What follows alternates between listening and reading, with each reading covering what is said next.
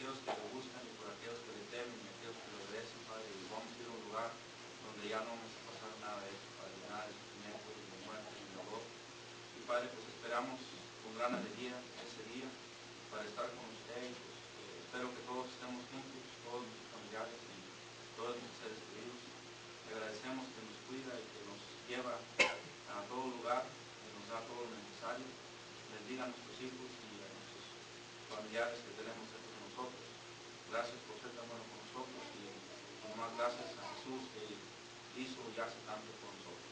Gracias y en su nombre le damos. Amén. Amén. Vamos a ver una lección muy importante en esta tarde. Fue la segunda lección que dediqué en el seminario hace 2 semanas allá en la ciudad de Bonham, Texas, y como no me acompañaron ustedes, pues tengo que traer la lección hasta Lufkin para hacerla. Pero no me está gustando eso porque si no se van a acostumbrar, ¿verdad? Pero bueno, el tema que me asignaron en esta ocasión fue el crecimiento de la iglesia conforme a las Sagradas Escrituras. Y es un tema, hermanos, conforme a toda la información que vamos a ver en esta tarde, un tema a la vez edificante y a la misma vez controversial por algunas de las cosas que vamos a ver. Y hace poquito me enteré, ¿verdad?, de una triste noticia, que había unos que no fueron a este seminario porque los temas, como por ejemplo este tema, crecimiento de la iglesia conforme a las Escrituras, era muy directo y muy controversial. Sin haber escuchado el tema, hermanos, ya habían juzgado este tema y que iba a ser, ¿verdad?, un tema que en realidad no edifica para nada. Pero básicamente los que hacen esto, hermanos, son predicadores, porque fueron los que estaban mencionando esto, que en realidad no están interesados con lo que la Biblia enseña en cuanto al crecimiento de la iglesia conforme a lo que Él dice, no conforme a lo que yo pienso. Yo puedo decir un montón de cosas, hermanos, en cuanto a cómo podemos crecer numéricamente y espiritualmente, y lo que yo digo puede que ni siquiera se acerque a lo que la Biblia enseña. Nosotros, nuestro objetivo principal es ver qué es lo que Dios dice, no lo que dice el hermano Willy, no lo que dicen los ancianos o los diáconos, sino más bien lo que dice la Biblia. Después de todo, hermanos, lo que dice el hermano Willy, los diáconos, el anciano, esto, lo otro, eso no es lo que importa es lo que dice Dios en su palabra. Y en eso, hermanos, debemos de reflexionar, ¿verdad? ¿Por qué es un tema importante? Bueno, número 1, porque es un tema bíblico. ¿El crecimiento de la iglesia es un tema bíblico, sí o no? Claro que sí, hermanos. Amén. Número 2, porque es un tema que tanto necesitamos. ¿Alguien está preparado ahorita para ponerse de pie y decir, no, hermanos, no necesitamos hablar de crecimiento numérico porque así estamos bien? No, hermanos, nadie. Es un tema que tanto necesitamos en todas las iglesias de Cristo alrededor del mundo. 3, porque muchos están enseñando falsa doctrina en cuanto a este tema. Y lamentablemente, nomás porque es amigo, familiar o esto o lo otro, aceptamos lo que está enseñando. Hermanos, no debe de ser así. Recuerden lo que dijo Cristo, que si amamos más a padre, madre, hijos que a Él, pues no somos sus discípulos. Y cuando un familiar a otro enseña una cosa y que no está conforme a la palabra de Dios, hermanos, ahí es cuando vamos a decir, o vamos con lo que Dios dice, o nos vamos con lo que nuestro familiar enseña, ¿verdad? O amigo. Número siguiente, porque el pueblo de Dios necesita saber la verdad en cuanto a cómo Dios desea que crezcamos. Y hermanos, si tan solamente leyésemos la Biblia, nos diéramos cuenta de que Dios quiere que crezcamos, y cómo quiere que lo hagamos. Antes de considerar el tema, ¿verdad?, lo que siempre me gusta poner, 3 textos, porque esta es la actitud que yo quiero que cada uno de ustedes siempre tenga. Que no diga, no, pues el hermano Willy sabe lo que está diciendo, le creemos todo. No, hermanos, yo puedo equivocarme, pero la palabra de Dios no se va a equivocar. La palabra de Dios no tiene errores, como lo mencionó, no sé si ¿cuándo ustedes ya leyeron el artículo Jóvenes con Conocimiento? Intercambiando Biblias por pornografía. En la parte al final de ese artículo dice ahí, este hombre que es el promotor, el presidente de esta universidad atea, ahí menciona de que la Biblia está llena de contradicciones en cada página. Hermanos, esta es una acusación incorrecta, falsa y sin bases bíblicas, sin evidencia. Así que examine todo, retenga lo bueno. 1 Tesalonicenses 5:21, escudriña las Escrituras cada día Y recuerde que hay muchos falsos maestros, ¿verdad?, enseñando cosas incorrectas. En esta lección observaremos los siguientes principios. Número 1, nuestra presente condición en cuanto al crecimiento de la iglesia. Número 2, el hecho de que Dios desea que crezcamos en número. Vamos a considerar eso. Número 3, reconocer que el libro de los Hechos es nuestro mejor manual en cuanto al método de crecimiento numérico y espiritual. Número 4, finalmente considerar qué fue lo que los cristianos del primer siglo hicieron para poder crecer en número. Así que, pues con esto en mente, ¿verdad? Pues vamos a ver primero. Para poder crecer numéricamente, la iglesia necesita reconocer lo siguiente. Número 1, nuestra presente condición en cuanto al crecimiento de la iglesia. Hermanos, la situación está triste en cuanto al crecimiento numérico de la iglesia. Ya no queremos crecer en número. Nos acostumbramos, ¿verdad? Nomás el poquito que tenemos. Ya no queremos invitar amigos, ya no queremos invitar a familiares, no queremos salir a hablarle a otros de Cristo. Hermanos, la situación está triste. Note los comentarios negativos que hoy en día se escuchan en cuanto al crecimiento de la iglesia. Probablemente alguno de estos se les haga familiares a ustedes. Número 1, es mejor que seamos pocos a que seamos muchos. Man, pónganse a pensar, vamos a usar la lógica, dicen. Pónganse a pensar en esto. 500 a 40. ¿Cuál de los dos grupos nos vamos a conocer mejor? No, pues el de 40 ahora tiene lógica, ¿verdad? No, pues va a ser mejor ser poquitos que ser muchos. ¿Para qué queremos 500 personas aquí? Siguiente, entre más pocos somos, mejor nos conocemos. Ahora, ¿no tiene lógica eso?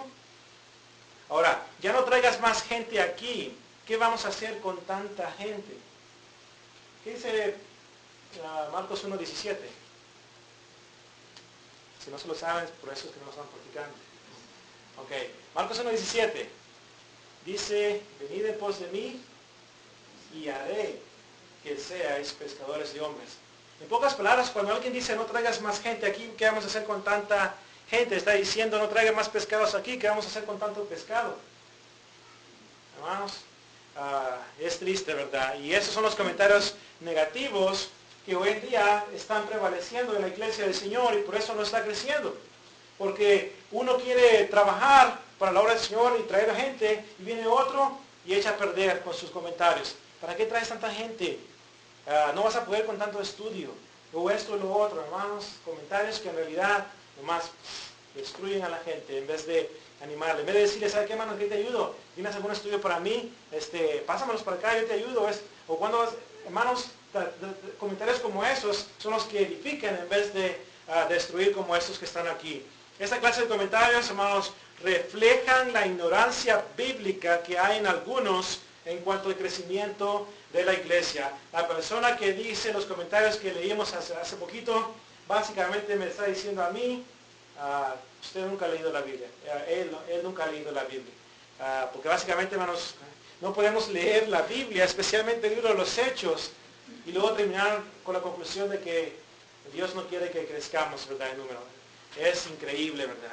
Como dicen por ahí, de que los hay, y en abundancia. La iglesia del Señor necesita darse cuenta de la gran necesidad que existe de crecer en número y espiritualmente. ¿Cuántos de nosotros nos hemos dado cuenta de esa necesidad? ¿A cuántos de nosotros nos importa que la iglesia crezca en número y espiritualmente? En cuanto a crecer espiritualmente, muchos no están poniendo de su parte, criticándose unos para con otros, hablando unos mal de otros, peleándose, en fin, mordiéndose unos a otros, como nos enseña la Biblia. Cosas que no edifican, cosas que no contribuyen para el crecimiento espiritual. Ahora, en cuanto al crecimiento numérico, ¿cuánto nos importa que la iglesia crezca en número? Que más almas vengan al conocimiento de la verdad para que puedan ser salvos en aquel día. Hermanos, cosas en las cuales debemos de pensar, ¿verdad? ¿Qué estamos haciendo para poder cambiar esta presente condición? Esta es una pregunta que usted y yo debemos de hacernos muy a seguido. Siguiente, no solamente reconocer nuestra presente condición, pudiéramos, hermanos, hablar, yo creo, una serie bien grande en cuanto a nuestra presente condición, estadísticas de cuántas congregaciones están en el promedio de 15, 20 miembros, 30 miembros, y son bastantes. De cómo la iglesia ya por los 80s era el grupo religioso número 1, la iglesia de Cristo, el grupo religioso número 1 que iba aumentando a grandes pasos. Yo creo que ahora no estamos ni en el número 20, hermanos. ¿Por qué? Porque ya hemos perdido esa perspectiva, ese concepto de lo que hicieron los cristianos del primer siglo. Y ahora normalmente, ¿verdad? Normalmente, como dije la vez pasada, en la lección de la semana pasada, estamos aquí en nuestra zona de confort y ahí estamos bien cómodos. ¿Para qué meternos en problemas? ¿Para qué ir a hacer pecar a la gente en que nos grite y que nos diga un montón de cosas? Aquí mejor nos quedamos, estamos más a gusto, más contentos. Hermano, necesitamos salir de ese lugar. Número 2, considerar el hecho de que Dios desea que crezcamos numéricamente. Esto es algo que la iglesia en ocasiones no tiene en cuenta. ¿Cuántos de ustedes creen que Dios quiere que crezcamos? ¿Okay? ¿Qué tanto pensamos en cuanto a este deseo que Dios tiene? Cuando andábamos de novias, ¿verdad? Mujeres, y quería algo la novia, era un deseo que la novia tenía. No, pues que la música, la película de Mission Impossible. Y no tenía dinero la novia para comprarlo, ¿verdad? Pero le acaban de pagar al novio, ¿verdad? ¿Qué es lo que hace el novio? Luego ahora saca $20 a la Walmart y lo compra. Y le da luego el deseo que quiere la novia. Ya, y lo mismo el novio, ¿verdad? Quiere pues que cocine unos tacos o un mole o esto, lo otro, ¿verdad? Frijoles, ¿verdad? Otra vez no sé qué es eso, ¿verdad? Pero luego lo hacen. Luego lo hacen, ¿por qué? Para cumplir el deseo de esa persona que aprecian. Ahora, ¿cuántos de nosotros apreciamos a Dios? Y tenemos en cuenta, ¿verdad? El querer agradar a Dios en este deseo de que crezcamos, ¿verdad? En número. En realidad, hermanos, ¿deseamos agradar a Dios en cuanto a este tema? Es una pregunta, ¿verdad? Que debería de ponernos a pensar. La Biblia nos enseña que Dios desea que crezcamos en número, pero conforme a las Sagradas Escrituras. Y la pregunta es, ¿qué significa crecer en número conforme a las Sagradas Escrituras? Bueno, pues vamos a observar algunos puntos. Crecer en número conforme a las Sagradas Escrituras significa, número 1, practicar solamente lo que está de acuerdo con el Nuevo Testamento, con la palabra de Dios. El simple hecho de que alguien le diga, no, pues es que ¿qué hay de malo con hacer esto?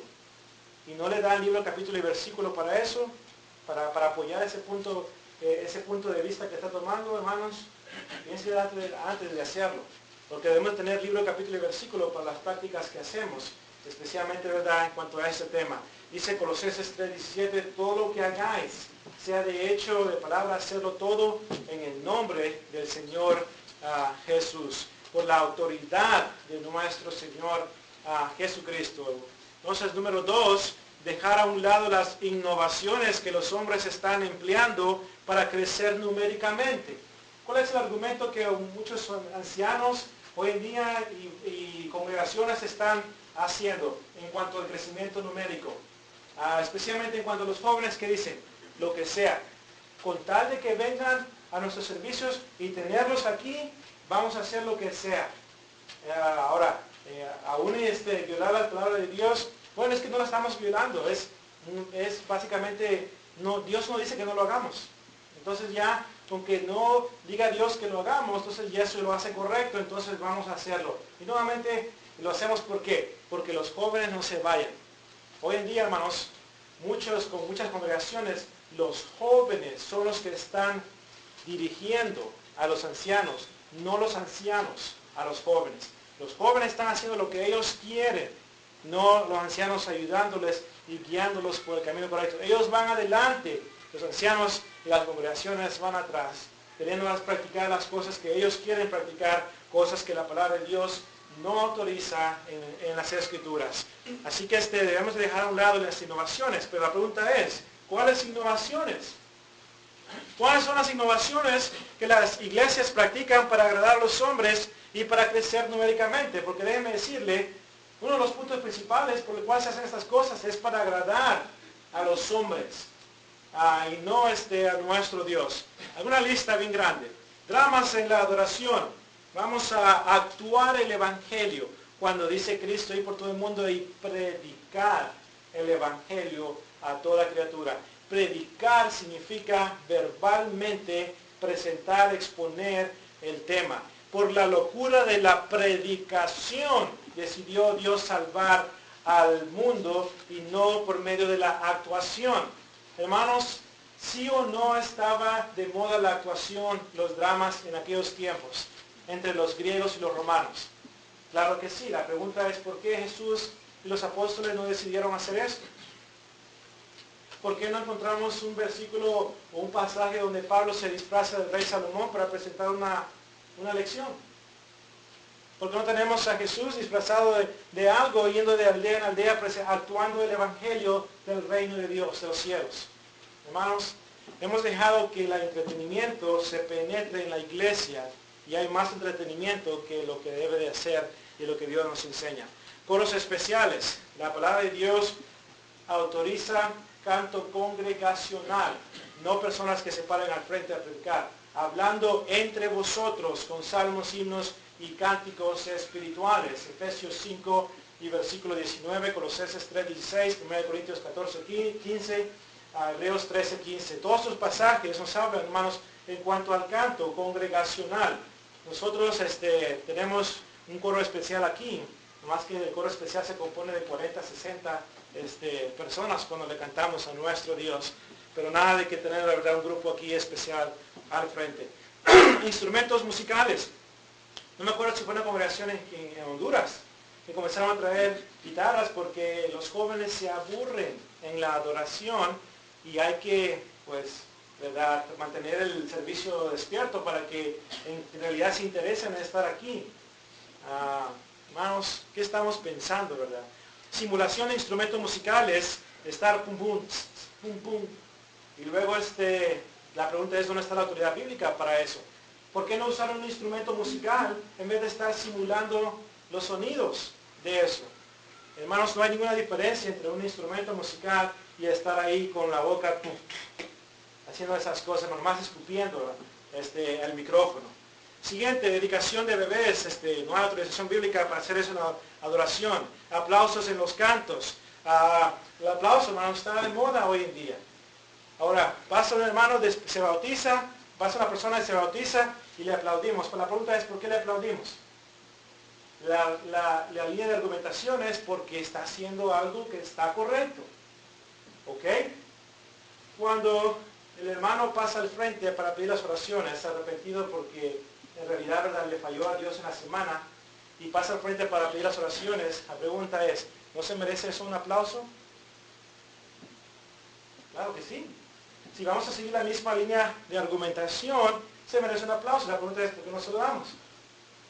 Si el hermano hace una oración bonita, digna, perfecta, ¿no se merece eso un aplauso?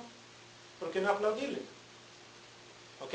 Entonces, hermanos, en la línea tenemos que razonar en cuanto a estas cosas. La pregunta es, ¿por qué aplaudir? Pues la pregunta es, esa es la pregunta que tenemos que responder. ¿Por qué aplaudir cuando una persona pasa a hacer algo que debe de hacer? ¿Qué dice Lucas 17:10? Búsquenlo, vamos a leerlo. Lucas 17 y verso 10.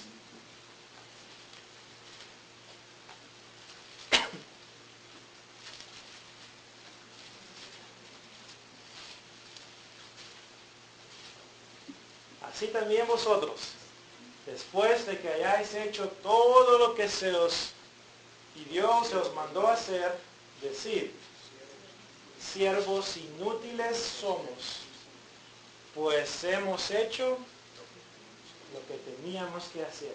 La persona que pasa al frente, ¿no tenía que hacer eso para poder entrar al cielo? Claro que sí. Ahora, ¿cuál debe ser nuestra actitud en cuanto a eso? Siervos inútiles somos. Hemos hecho lo que se nos ha mandado hacer. Nuevamente la pregunta es, ¿por qué aplaudir? Otros dicen, bueno, es que es una forma moderna de decir amén.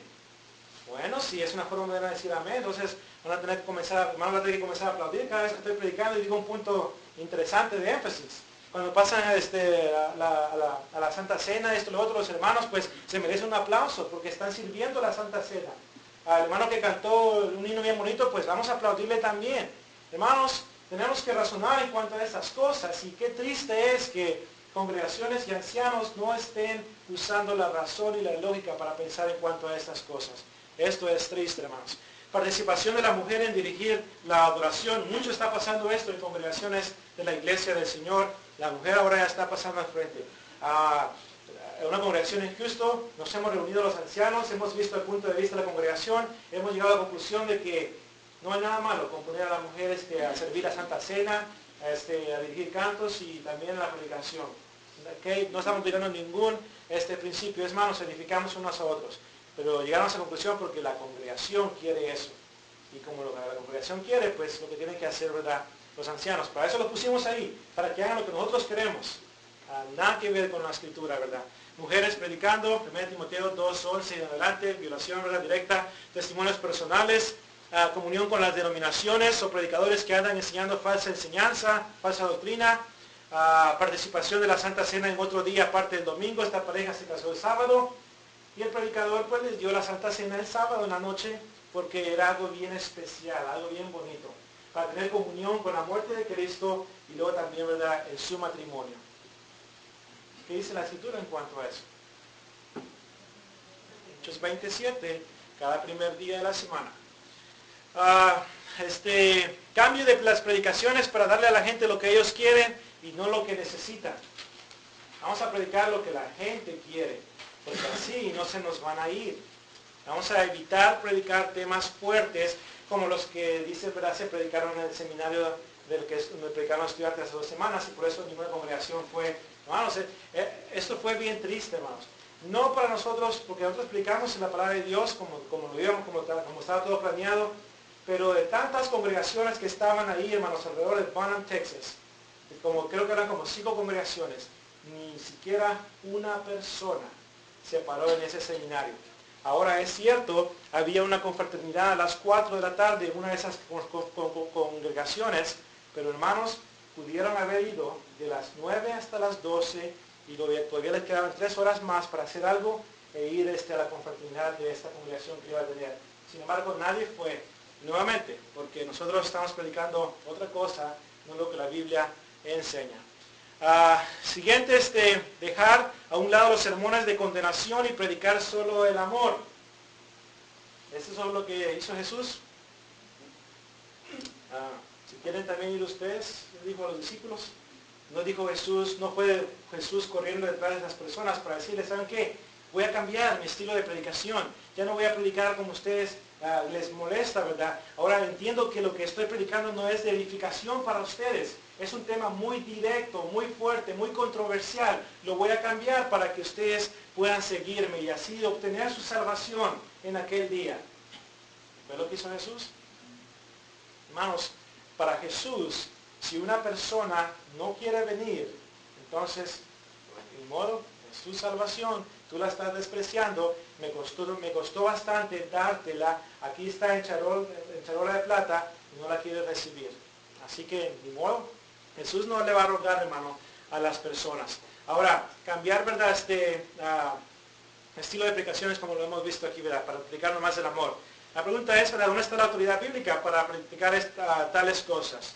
No está en la Biblia. Necesitamos regresar a la Biblia y practicar solo aquellas cosas que están autorizadas en las Escrituras. Cuando se añaden estas cosas, básicamente le estamos diciendo a Dios lo siguiente, que Él no nos ha dicho que hagamos, lo que Él nos ha dicho que hagamos no funciona. Y por consiguiente necesitamos algo más. La manera de cómo tú nos has dicho que hagamos, que nomás cantemos, que nomás 5 actos de adoración a Dios, todo esto no funciona, no atrae a la gente. Entonces tenemos que hacer algo más. Y luego venimos a ser ¿qué? Más inteligentes que Dios. Porque lo que Dios nos ha dado es aburrido, es simple y necesitamos agregarle más cosas. Hermanos, es triste, ¿verdad? Número 3, necesitamos considerar lo que la iglesia del primer siglo hizo para crecer en número. Lamentablemente muchos están considerando lo que las denominaciones están haciendo y no lo que los cristianos del primer siglo hicieron. Así que no solamente, hermanos, vamos a considerar nuestra presente condición, considerar el hecho de que Dios desea que crezcamos, pero también reconocer que el libro de los Hechos, y óigame bien, esos 28 capítulos que usted tiene en su Biblia, en el libro de los Hechos, es el mejor manual en cuanto a lo que el cristiano debe hacer para poder crecer en número. ¿Cuántos hoy en día predicadores no están yendo a las tiendas de denominaciones para comprar libros en cuanto a cómo evangelizar, cuando pueden ir al libro de los Hechos y aprender ahí qué es lo que hicieron ellos? Hermanos, Lamentablemente muchos no se han dado cuenta de este factor. Muchos están comprando libros de grupos religiosos para crecer el número cuando podemos ir al libro de los Hechos y aprender. El libro de los Hechos, hermanos, nos enseña cómo evangelizar, dónde evangelizar, por qué evangelizar, la herramienta a usar, quiénes deben de evangelizar, todo esto y más. Nos lo dice el libro de los Hechos. Pero ¿sabe por qué no sabemos que la Biblia dice que el libro de los Hechos enseña esto? Mano le pegó al clavo con un mazo bien grande, porque no lo estamos leyendo. Es más, si yo le hubiera preguntado tal vez a alguien ahorita o me fuera alrededor del mundo y le preguntara cuántos libros tiene el libro de los Hechos, yo creo que sería un porcentaje bien alto de cristianos que no pudieran responder a esa pregunta. ¿Cuándo fue el establecimiento de la iglesia? ¿En qué capítulo del libro de los Hechos? Se quedan en blanco. ¿Por qué? Porque no les interesa aprender esta información. Si fuera una cuenta de ahorros, una cuenta de banco o información que al memorizarla usted va a recibir mucho dinero, yo le aseguro, hermanos, que día y noche estuviéramos repitiendo esa información para tenerla siempre en nuestra mente, porque damos ese dinero. La salvación no, pero el dinero sí. Hermanos, ¿cómo razona el ser humano, verdad? ¿Qué tanto leemos el libro de los Hechos para aprender cómo hablarle a otros de Cristo? ¿Cuándo fue la última vez que leyó el libro de los Hechos? ¿Okay? ¿Cuándo fue la última vez, verdad, que esto sucedió? Para algunos cristianos probablemente digan, hace 10 años, hermano, lo estudiamos aquí en la congregación, verso por verso, 10 años. Y después de eso lo voy a leer otra vez. Pues no, hermano, no lo estudió el hermano ahí en la congregación. Usted está hablando de perro. ¿Qué fue lo que los cristianos del primer siglo hicieron para poder crecer numéricamente? Ahora, primero veamos que sí crecieron. Hechos 2.41 como 3,000 personas. Hechos 4.4 el número de los hombres como 5,000. Hechos 5.14 y más creyentes en el Señor. Multitud de hombres y mujeres se añadían constantemente al número de ellos. Había un espíritu ferviente en cuanto a hablarle a otros de Cristo. Hechos 5.28 habían llenado toda Jerusalén con la doctrina, el evangelio. El número de los discípulos se multiplicaba en gran manera y muchos de los sacerdotes obedecían a la fe. Hechos 6.7. 11.24, una gran multitud fue agregada al Señor. Hechos 12.24, la palabra del Señor crecía y se multiplicaba. Hechos 14.1, hablaron de tal manera que creyó una gran multitud, tanto de judíos como de griegos. Las iglesias eran confirmadas en la fe y diariamente crecían en número. ¿Describe esos pasajes nuestra condición aquí con nosotros? Hermanos, esos cristianos del primer siglo crecieron, pero no fue el trabajo de una persona. ¿Ok? Fue el trabajo colectivo de todo el cuerpo de Cristo, quienes todos se preocuparon por compartir el evangelio, ¿verdad? Con los perdidos. ¿Qué fue lo que hicieron? Obedecieron el mandato de ir por todo el mundo y predicar el evangelio. Marcos 16:15. Aprovecharon cada oportunidad para predicar el evangelio. Hechos 8:4. Iban por todas partes contando chistes. No es lo que dice el texto. El texto dice, iban por todas partes anunciando el evangelio de Cristo. Cuando vamos, hacemos eso. Predicaron todo el consejo de Dios sin temor de ofender a nadie. No prediques temas fuertes, hermano, se te van a ir. Y especialmente los visitantes, ya no van a regresar. Y otra vez, ¿verdad? Regreso a la ilustración favorita del hermano Willy. Hechos capítulo 5, 1 al 11. ¿De qué habla Hechos 5, 1 al 11? ¿Se acuerda de la historia de aquel hermano y hermana en Cristo que usted y yo teníamos que no van a estar en el cielo? Y que refuta el comentario que hacen las denominaciones que dicen, usted los de la iglesia de Cristo piensan que son los únicos que se van a ir al cielo. Un momentito. Tenemos un hermano y una hermana en Cristo, y probablemente Demas, si no se arrepintió, que también fue nuestro hermano en Cristo, que no van a estar en el cielo. Así que también miembros de la iglesia de Cristo van a estar en el castigo eterno si no hacen la voluntad de Dios. Así que ahora, ¿qué pasó ahí en Ananías y Zafira? Bueno, le mintieron a Pedro, al Espíritu Santo, le mintieron a Dios en cuanto a la heredad que habían vendido, ¿verdad? La tierra que habían vendido. ¿Y luego qué pasó? Llega el esposo, Ananías, le pregunta a Pedro, ¿vendiste en tanto? Sí, en tanto, ¿por qué me mientes? ¡Pum! Cae muerto. Luego vienen los jóvenes de la iglesia de Cristo, en Hechos capítulo 5, Vienen los jóvenes y se llevan a Ananías. Y luego viene Zafira y le pregunta a Pedro, ¿vendiste en tanto la...? Sí, en tanto le vendimos. ¿Por qué has mentido al Espíritu Santo y a Dios? Aquí vienen, esos jóvenes que vienen entrando ahorita, se acaban de llevar el cuerpo de tu esposo por haberle mentido al Espíritu Santo. Así que en ese momento ese también expiró y murió. Y los jóvenes la sacaron y se la llevaron. Pregunta, ¿qué pensaron los visitantes de la iglesia de Cristo de Jerusalén cuando se enteraron de que ahí en esa iglesia mataron a 2 cristianos? ¿Regresaron esos cristianos ahí a esa congregación o no regresaron? Dice la escritura en Hechos 5:11 que sobrevino temor a toda persona. La disciplina tuvo su resultado positivo. Algo que los ancianos hoy en día en muchas congregaciones no piensan, como la Biblia enseña. Si los visitantes de la iglesia de Jerusalén no regresaron a la iglesia de Cristo en Jerusalén, entonces, problema de ellos. Otra vez Jesús. Si se quieren ir, pues ni modo.